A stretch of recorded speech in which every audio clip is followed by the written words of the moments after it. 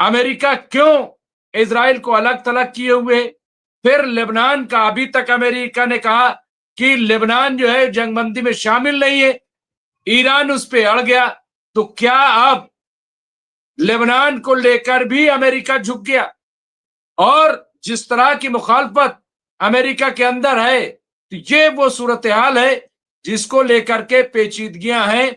लेकिन खबर यह है कि मुज़ाकरात तो होंगे और मुज़ाकरात में अमेरिका और ईरान दोनों के डेलीगेट्स शामिल होंगे। लेकिन ये आज ही फैसला होना है। ईरान ने अपनी नई शर्तें पेश कर दी है और कहा है कि इसे आपको मानना पड़ेगा।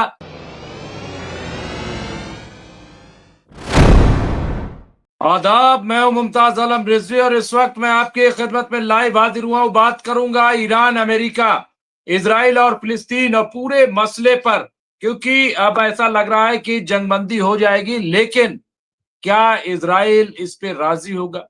क्या इजराइल के वजीर आजम बेंजामिन नेतन्याहू राजी होंगे? मुझे तो ऐसा लगता नहीं है, क्योंकि आप ये देखिए कि जंग बंदी होते ही सबसे ज्यादा अगर इसका किसी पे असर पड़ेगा तो वो इजराइल के वजीर आजम बेंजामिन नेतन्याहू हैं।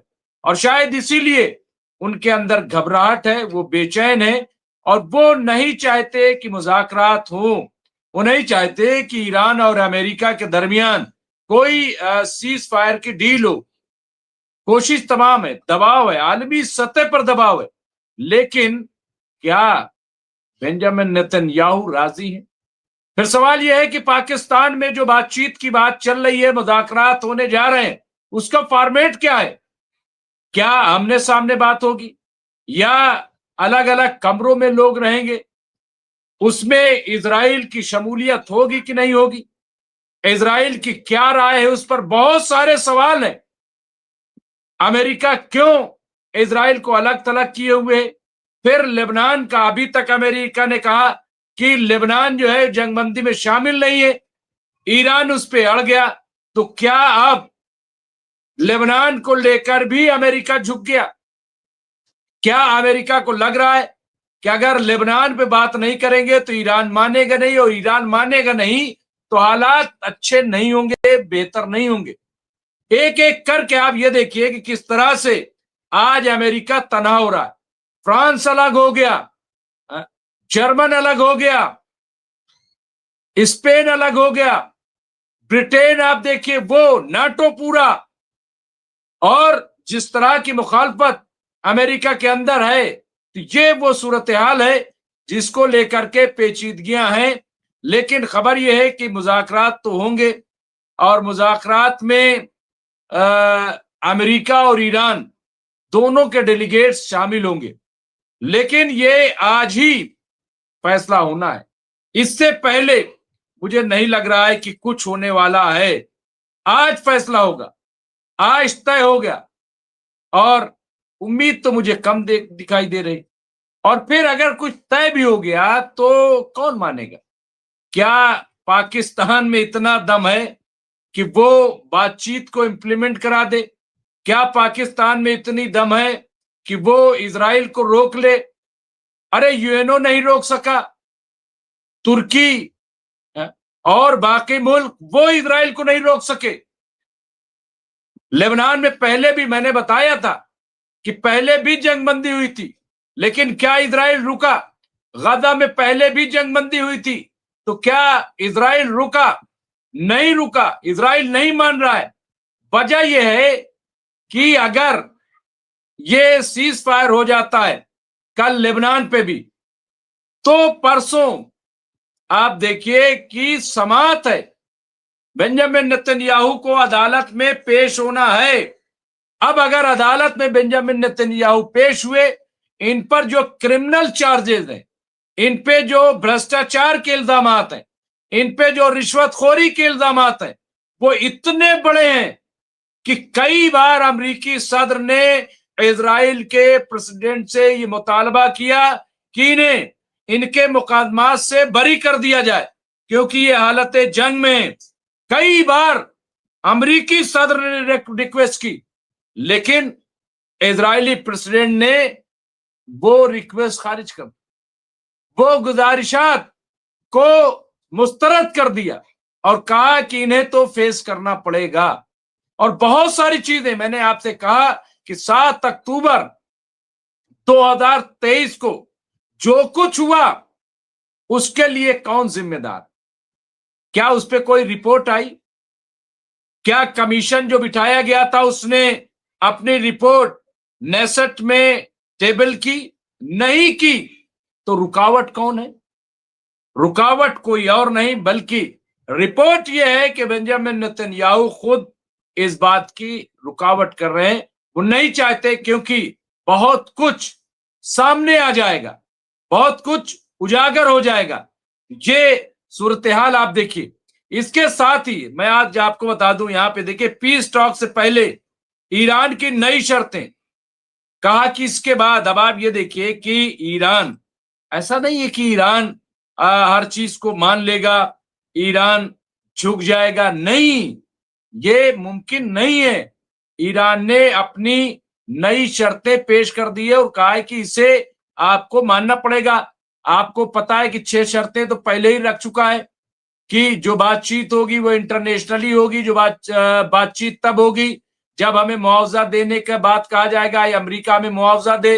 बातचीत तब होगी जब मिडिल ईस्ट से सारे अमेरिकी बेस चले जाएं। ये तमाम ऐसी चीजें हैं जो मुझे लग रहा है कि अभी, और यहाँ पे देखिए अमेरिका और ईरान के बीच होने वाली बातचीत से पहले तनाव बढ़ गया है, तनाव बढ़ गया, ऐसा कहा। ये बातचीत कल पाकिस्तान की राजधानी इस्लामाबाद में होनी है, लेकिन उससे पहले ईरान ने कुछ शर्तें रख दी हैं। ईरान की संसद के स्पीकर मोहम्मद बगीर गालिबॉफ ने कहा है कि बातचीत शुरू करने से पहले अमेरिका को 2 काम करने होंगे। पहला, लेबनान में जंगबंदी लागू करनी होगी। दूसरा, ईरान की जो संपत्तियां अमेरिका ने फ्रीज कर रखी हैं उन्हें रिलीज करना होगा। ये 2 शर्तें ईरान ने रख दी हैं और मैं समझता हूं ये बहुत ही इंपॉर्टेंट है।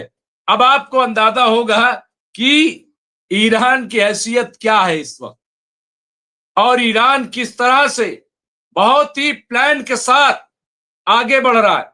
जंगी मामलात में भी हमने देखा, और आज तो बाकायदा अमेरिका के फौजियों ने इस बात का इंकशाफ कर दिया कि ईरान जो भी हमले कर रहा है या कर रहा था वो बहुत ही प्लान के साथ था।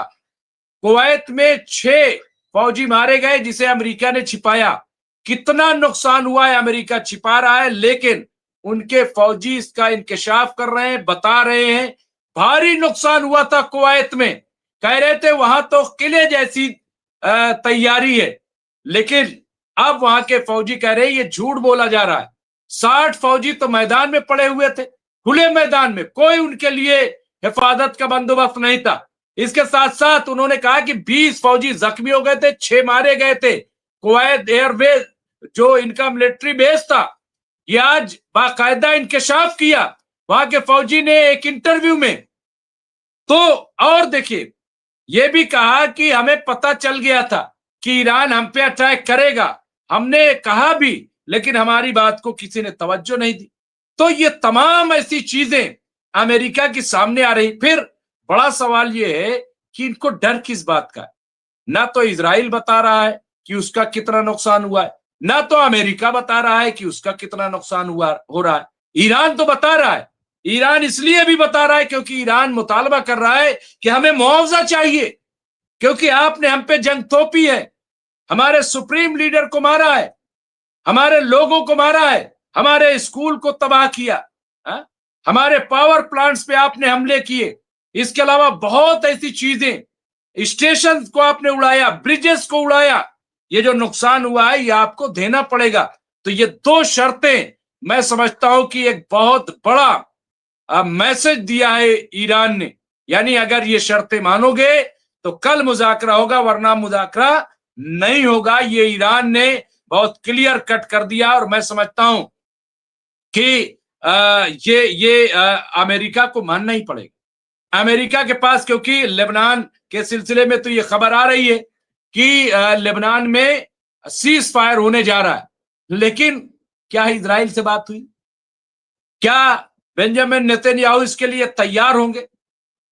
उनका बयान क्यों नहीं आ रहा है? हम कह रहे हैं ज्वाइंट बयान अमेरिका क्यों नहीं दे रहा कि साहब हमारी बात हो गई है इजराइल से, अब लेबनान पे अटैक नहीं होगा? क्यों ये नहीं हो रहा? हमारे साथ मेहमान जुड़ गए, मैं बहुत जल्द स्क्रीन पे लेके आता हूं।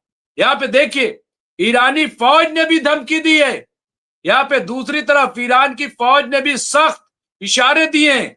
खत्मुल अंबिया हेडक्वार्टर ने कहा है कि उनकी फौज पूरी तरह तैयार है, ट्रिगर पर उंगली रखे हुए। इसका मतलब है कि अगर कोई हमला होता है तो फौरन जवाब दिया जाएगा। ईरान ने खबरदार कर दिया है कि अगर लेबनान में हिजबुल्लाह पर हमले जारी रहे तो वो कड़ा और दर्दनाक जवाब देगा।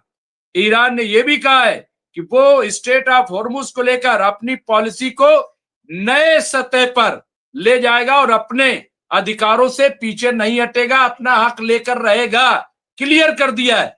यहां पे देखिए, वेंस की ईरान को चेतावनी है, खबरदार किया। अमेरिका के उपराष्ट्रपति जेडी वेंस ने कहा है कि वो पाकिस्तान में होने वाली बातचीत को लेकर उम्मीद रखते हैं, अच्छी उम्मीद रखते हैं। उन्होंने बताया कि राष्ट्रपति डोनाल्ड ट्रंप ने बातचीत के लिए साफ दिशा निर्देश दिए। वेंस ने कहा कि अगर ईरान ईमानदारी से बातचीत करता है तो अमेरिका भी ताउन के लिए तैयार है, लेकिन अगर ईरान चालबाजी करने की कोशिश करेगा तो अमेरिका की टीम सख्त रुख अपनाएगी।